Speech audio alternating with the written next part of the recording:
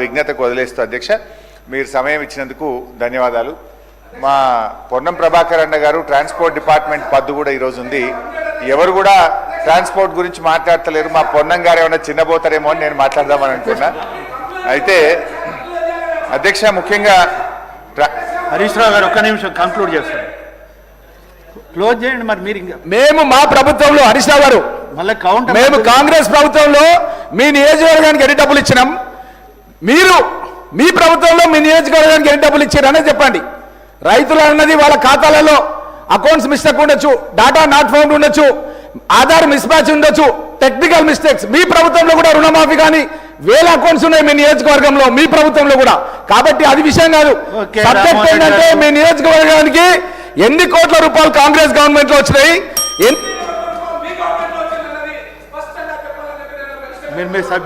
సరిగా నేను పోతా కానీ మా ప్రభుత్వంలో ఎప్పుడు కరోనా వచ్చినా ఆర్థిక మాంద్యం వచ్చినా ఎమ్మెల్యేల జీతాలు బంద్ పెట్టిన తప్ప రైతులకు రైతు బంధు ఆపలే. కానీ మీరు వచ్చిన తర్వాత మన వానాకాలం రైతు బంధు ఎగ్గొట్టిండ్రు, యాసంగి రైతు బంధు సగమే వేసిండ్రు. సబ్జెక్టులు పోతే చాలా ఉంది కానీ నేను సరే దాంట్లోకి బోదలుచుకోలేదు. నాకు స్పీకర్ గారు ఆర్టీసీ మీద మాట్లాడమని టైం ఇచ్చారు. అధ్యక్ష ధన్యవాదాలు.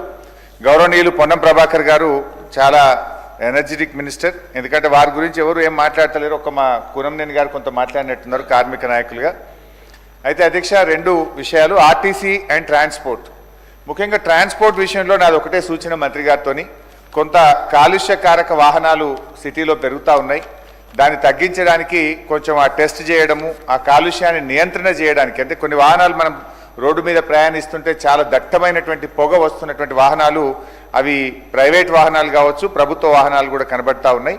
దాని మీద కొంత దృష్టి పెట్టి కాలుష్యాన్ని తగ్గించడానికి ప్రయత్నం చేయాలని చెప్పి కోరుతూ, ప్రధానంగా ట్రాన్స్పోర్ట్లో అధ్యక్ష కాంగ్రెస్ పార్టీ ఎన్నికల మేనిఫెస్టోలో వారు ఒక 4-5 హామీలు ఇచ్చారు అధ్యక్ష.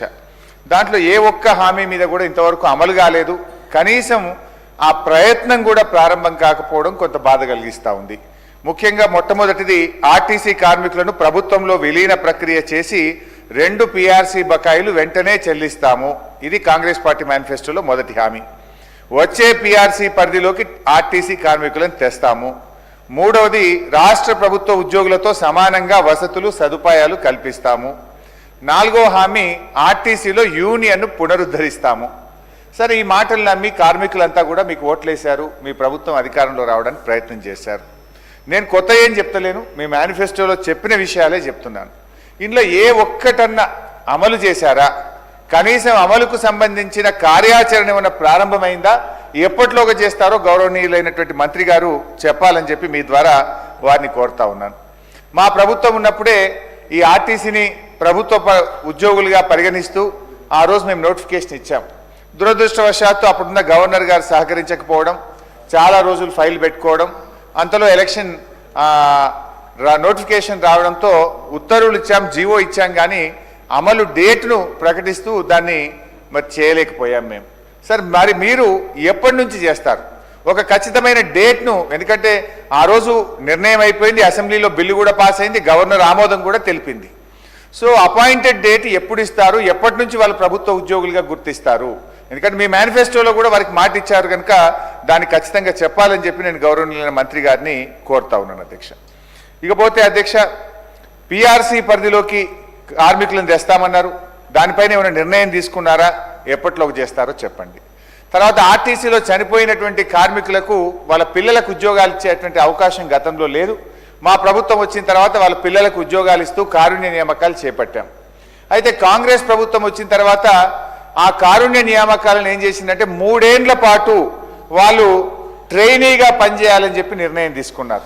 ఆ రోజు మేమేమో ఈ ట్రైనీ అనేటువంటిది వద్దు, కన్సాలిడేటెడ్ పే వద్దు, మొదటి రోజే పర్మనెంట్ ఉద్యోగాలని ఇవ్వాలని చెప్పి బీఆర్ఎస్ ప్రభుత్వం నిర్ణయం తీసుకుంటే వాళ్ళని 3 ఏళ్ల పాటు వెట్టి చాకరీ చేసుకునే విధంగా ఆ కార్మికుల పిల్లల్ని ఈరోజు ట్రైనీగా కన్సాలిడేటెడ్ పే మీద చేయిస్తూ ఉన్నారు. దయచేసి దాన్ని పునఃపరిశీలించి వారందరినీ కూడా పర్మనెంట్ చేయాలని చెప్పి మీ ద్వారా గౌరవనీయులైన మంత్రి గారిని మేము కోరుతా ఉన్నాం అధ్యక్ష. ఇకపోతే అధ్యక్ష, ఆధునీకరణ అని చెప్పి ఈ మధ్య ఎలక్ట్రిక్ బస్సులు తెస్తూ ఉన్నారు, మంచిదే. కానీ ఆధునీకరణ పేరిట మొత్తం ప్రైవేటీకరణ జరుగుతూ ఉంది. ఒక్కొక్క డిపోను పూర్తిగా ప్రైవేట్ కంపెనీలకు అప్పచెప్తా ఉన్నారు. హైదరాబాద్లో అప్పచెప్పారు, కరీంనగర్లో ఒక డిపోనిచ్చారు, ఇంకా వరంగల్లో ఇస్తున్నట్టుగా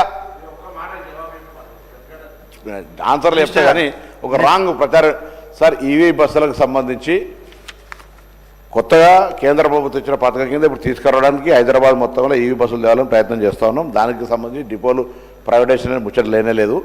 అయితే ఇప్పుడు ఈ కరీంనగర్ కావచ్చు, లేకపోతే హన్మకొండ, లేకపోతే హైదరాబాద్ డిపోలకు సంబంధించి ఎలక్ట్రిసిటీ బస్సులకు ఈవీ బస్సులకు సంబంధించినప్పుడు ఛార్జింగ్ పాయింట్స్ని ఏర్పాటు చేస్తూ ఉన్నాయి.